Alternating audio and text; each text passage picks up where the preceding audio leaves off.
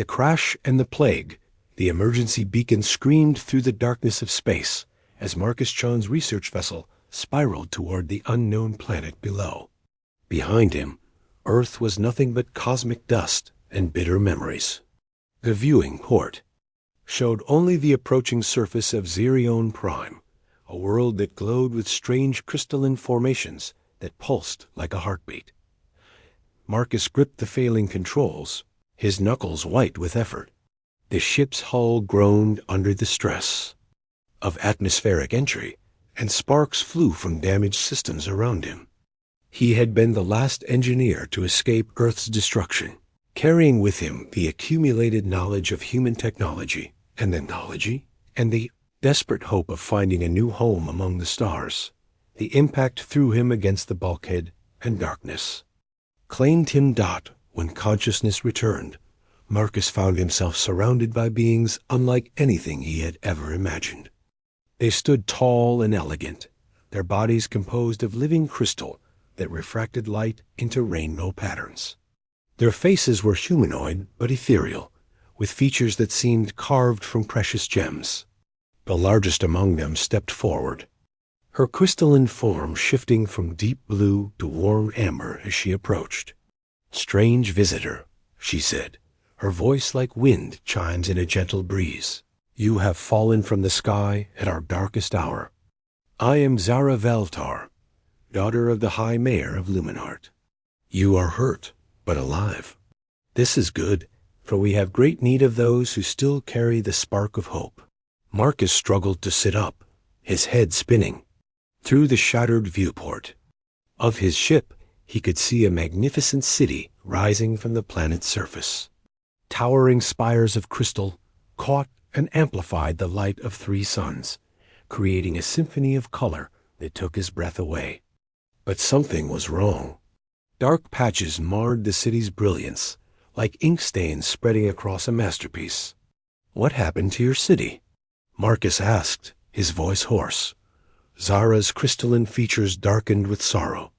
"The void plague has come to Zerion Prime. It consumes light itself, devouring the harmonic resonance that gives our world life. Our cities dim, our people weaken, and our children are born with fractures in their crystal hearts. We have, perhaps, days before Luminheart falls completely to the darkness." Marcus stood on unsteady legs, his engineer's mind already working. "Tell me about this plague. How does it spread? What have you tried to stop it?" Zara led him from the crash site toward the city, her form glowing softly to light their path. "It began 3 cycles ago, appearing first in the outer settlements. The darkness spreads like a living thing, consuming our energy crystals and leaving only emptiness behind. Our wisest scholars believe it feeds on the quantum resonance that binds our reality together. We have tried everything: harmonic barriers, crystal shields, even relocating entire populations. Nothing stops its advance." As they walked, Marcus observed the crystalline beings around them. Their bodies were marvels of natural engineering, capable of processing and amplifying energy in ways that defied human understanding. They moved with fluid grace, their internal light pulsing in complex patterns that seemed to communicate emotions and thoughts. "Your people," Marcus said, "your living resonance amplifiers. Your entire civilization is built on harmonic frequency manipulation." Zara nodded, surprised by his quick understanding. "Yes, we are children of the crystal song. Each of us carries a unique frequency signature that contributes to the greater symphony of our world. But the plague introduces chaos into our harmony, discord that grows stronger with each passing moment." They reached the outskirts of Luminheart, and Marcus gasped at the devastation. Great sections of the crystal city lay dark and lifeless, their once brilliant surfaces now dull and cracked. The air itself felt heavy, oppressive, as if the very atmosphere was being drained of vitality. "How many people live here?" Marcus asked. "Nearly 1,000,000 souls call Luminheart home," Zara replied. "But each day, more fall to the silence. The darkness spreads faster than we can evacuate. My father, the High Mayor, has called for the ancient protocols to be enacted. We prepare for the final exodus, though where we might go, none can say. Marcus knelt beside one of the dead crystal formations, running his hands over its surface. His engineering experience told him this was no natural decay. The crystal structure had been systematically unraveled at the molecular level, its quantum bonds severed with surgical precision. This was the work of something intelligent, something that understood the fundamental nature of reality itself. "This isn't random destruction," he said, standing and brushing crystal dust from his hands. "Something is deliberately targeting the quantum foundations of your world. It's not just consuming energy. It's unmaking the very fabric of spacetime. In localized areas."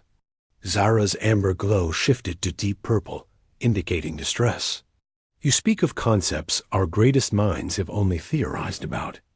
Are you perhaps a scholar of the cosmic mysteries?" Marcus laughed bitterly. "I'm an engineer. My people specialized in solving impossible problems with limited resources. Where I come from, we had a saying, 'Human ingenuity finds a way.' I've spent my life making broken things work again." They entered the city proper, where the crystalline inhabitants moved with increasing urgency. Marcus watched families gathering their most precious possessions, their inner light dim with fear and sorrow. Children clung to their parents, their small crystal forms flickering like dying stars. "Tell me about your power systems," Marcus said. "How do you generate and distribute energy throughout the city?" Zara led him to a massive crystal formation at the city's heart. The structure rose hundreds of feet into the air, its surface covered in intricate patterns that pulsed with rainbow light. "This is the heart of Luminart, our primary resonance amplifier. It draws energy from the planet's core and distributes it through smaller crystals throughout the city. The network creates a harmonious field that sustains all life here." Marcus circled the massive crystal, his mind racing. "The plague is targeting your distribution network. It's using your own energy grid to spread. Each crystal becomes a transmission point for the quantum decay. But that also means ... double quotes." "What?" Zara asked, hope flickering in her crystalline eyes.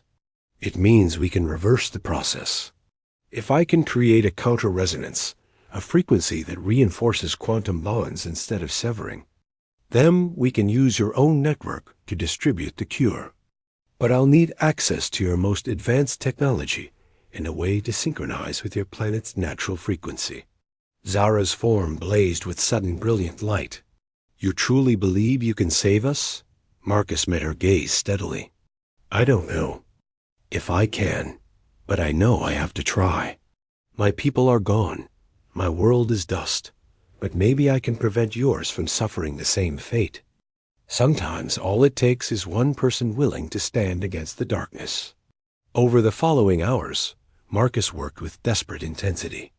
Zara provided him with access to Luminart's most advanced laboratories, where crystalline computers processed information at quantum speeds. He studied the plague's spread patterns, analyzed the quantum decay signatures, and began designing a solution that would have been impossible with human technology alone. The crystalline beings watched him work with growing amazement. His approach was completely different from their harmonic methodologies, where they sought to understand and cooperate with natural forces. Marcus imposed his will through engineering precision and calculated risk-taking. "Your mind works in patterns I have never encountered," Zara observed as she helped him calibrate a resonance detector. "You see solutions where we see only insurmountable obstacles." Marcus paused in his work, suddenly aware of how close they were standing. Zara's crystalline form radiated warmth, and her amber glow had deepened to a rich golden hue. Despite the vast differences between their species, he felt a connection forming between them, a mutual respect that transcended biology. "Different doesn't mean better," he said softly. "Your people have achieved something beautiful here. This harmony you've created, this unity of purpose. My species never managed anything like it. We were always fighting, always competing, always destroying what we should have been protecting. Zara's hand touched his arm, her crystal skin surprisingly warm. Yet here you are, risking everything to save strangers. Perhaps the best of your people lives on in you. Their moment was interrupted by a crystalline messenger who burst into the laboratory, his form flickering with panic. The plague has reached the inner sanctum. The High Mayor calls for immediate evacuation. Marcus and Zara rushed to the city's observation deck, where they could see the advancing wall of darkness. The void plague had accelerated, consuming city. Blocks with terrifying speed. The very air seemed to ripple and tear as reality itself was devoured. How long? Marcus demanded. Perhaps 6 hours before it reaches the heart, Zara replied, her voice tight with controlled fear. Once it claims our primary resonance amplifier, the cascade failure will consume the entire planet within days. Marcus stared at the approaching darkness, his mind calculating possibilities and probabilities. His solution was half finished, untested, and required precise timing that would leave no room for error. But it was their only hope. Asterisk. I need to reach the planetary core, he said. The counter-resonance has to be generated from the source of your world's natural frequency.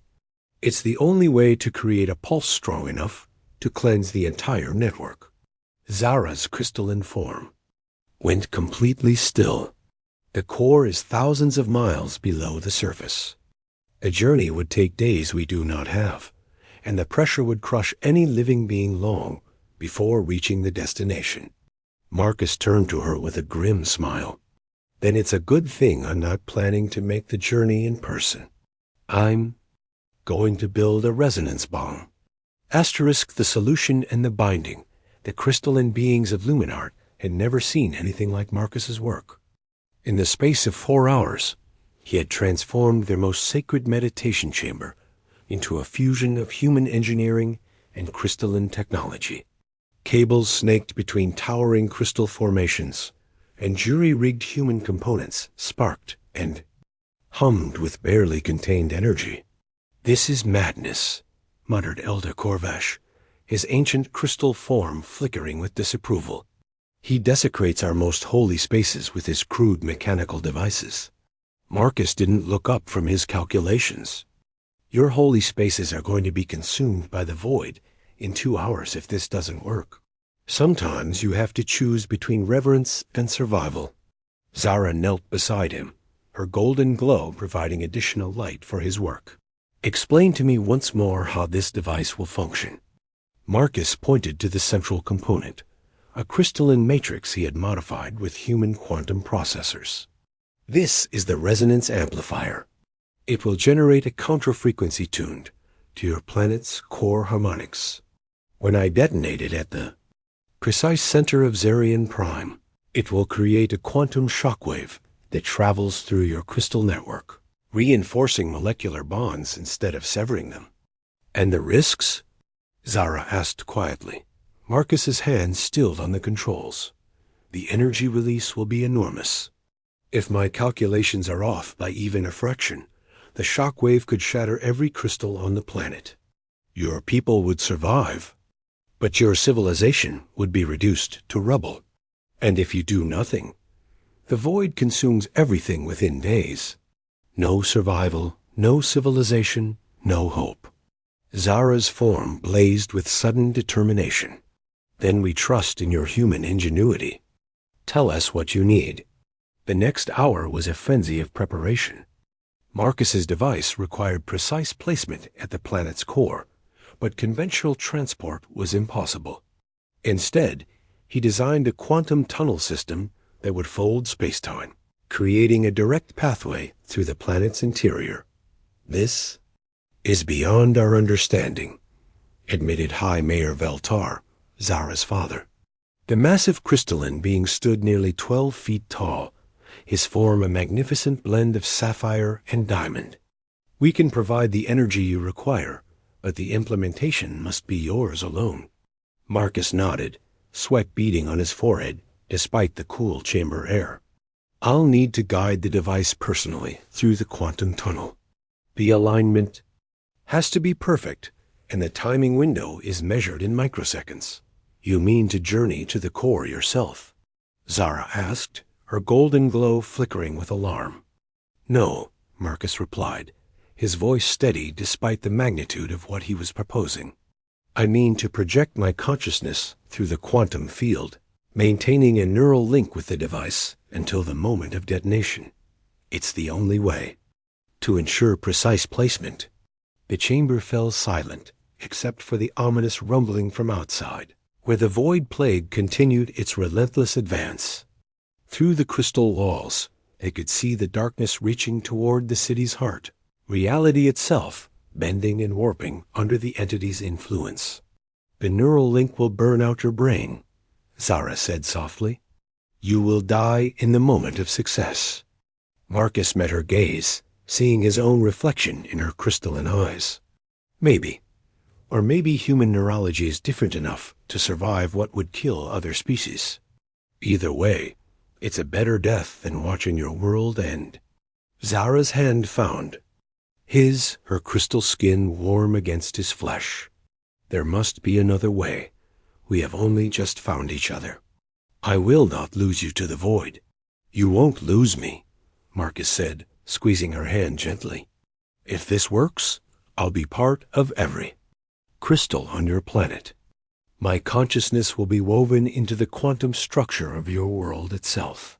In a way, I'll be more alive than I've ever been.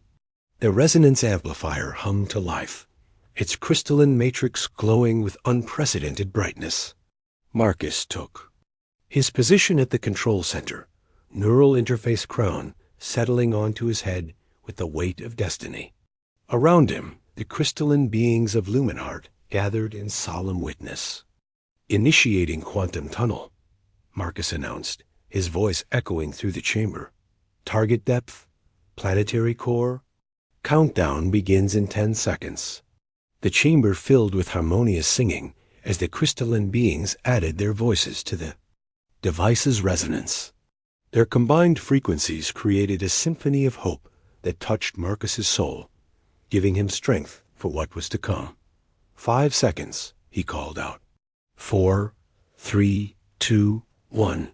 Initiation. The world exploded into light and sensation as Marcus's consciousness was torn from his body and hurled through folded space-time. He experienced the journey to the planet's core in an instant that lasted forever, his awareness expanding to encompass the entire quantum structure of Zerion Prime. He saw the void, plague for what it truly was, not a disease or natural phenomenon, but a fragment of collapsed reality from a universe that had died eons ago. It fed on quantum coherence, growing stronger with each bond it severed, each light it extinguished. But it was also vulnerable, its alien nature making it sensitive to properly tuned counterdash frequencies. Marcus positioned the resonance amplifier at the exact center of the planet's core, where the natural harmonic frequencies were strongest. The device's crystalline matrix resonated with the planet's fundamental vibration, creating a perfect synchronization that would amplify the counter-frequency beyond anything previously achieved. Now, he whispered, his consciousness stretched. Across dimensions, let there be light. The detonation was beautiful and terrible. Pure harmonic energy exploded outward from the planet's core, racing through the crystal network at the speed of light. Marcus felt his consciousness carried along with the wave. His human awareness suddenly expanded to encompass every crystal on Zerion Prime. He experienced the moment of victory as the counter-frequency reached the surface. The void plague's advance stopped as if it had struck an invisible wall, its quantum decay patterns disrupted by the reinforcing energy. Like an infection exposed to the perfect antibiotic, the alien darkness began to retreat, its consumed matter restored to normal spacetime. But Marcus also felt something else. His consciousness was not dissipating as expected. Instead, it was being absorbed into the planet's quantum structure, becoming part of the living crystal network that sustained all life on Zerion Prime. He had become something new, something unprecedented in the universe. A human mind woven into an alien world. When the light faded, Marcus found himself back in the chamber, his body intact but forever changed. He could feel every crystal on the planet, sense the thoughts and emotions of every crystalline being. The neural link had not destroyed him. It had transformed him into something greater than human, yet still fundamentally himself. Zara was the first to reach him, her crystalline form blazing with joy and relief. "You did it. The plague is retreating. But how are you still alive?" Marcus stood slowly, marveling at the new sensations flooding his consciousness. "I don't think I'm entirely alive anymore. I'm something else now, something new. I can feel the planet's heartbeat, hear the crystal. Song of your people, I've become part of Zerion Prime itself." High Mayor Veltar approached, his massive form radiating awe and gratitude. "You have given us back our world and our future. No debt can ever repay such a gift. But there is something you must understand. Your transformation has awakened ancient protocols in our society." Zara stepped forward, her golden glow shifting to deep amber. "By the ancient law of eternal gratitude, he who saves our world from extinction becomes bound to it forever. Marcus Chun, you are no longer merely our guest. You are our eternal guardian, bonded to Zerion Prime until the end of time itself." Marcus felt a moment of panic. "Bound? What does that mean?" "It means you can never leave this world," Zara explains gently. "The quantum entanglement created by your transformation makes departure impossible. But it also means you are now part of our family, our society, our future. You belong here in ways that transcend biology or nationality." The weight of her words settled over Marcus like a comfortable blanket. He had lost his original world, his original life, but he had gained something far more precious: a new home, a new purpose, and a connection to an entire civilization that would never be broken. "The law has other implications," High Mayor Veltar continued. "The Eternal Guardian must be provided with a life bond, a permanent connection to our society through marriage to one of our people. It is both practical and ceremonial. You will need a crystalline partner to help you navigate your new existence." Marcus looked at Zara, seeing the hope and affection in her crystalline eyes. "Is that what you want? To be bound to a strange alien who fell from the sky?" Zara's form blazed with brilliant golden light. "I have studied the ancient laws my entire life, hoping to understand their true meaning. Now I see that they were written not to trap, but to welcome. You are not strange. To me, Marcus Chun, you are the answer to a loneliness I never knew I carried."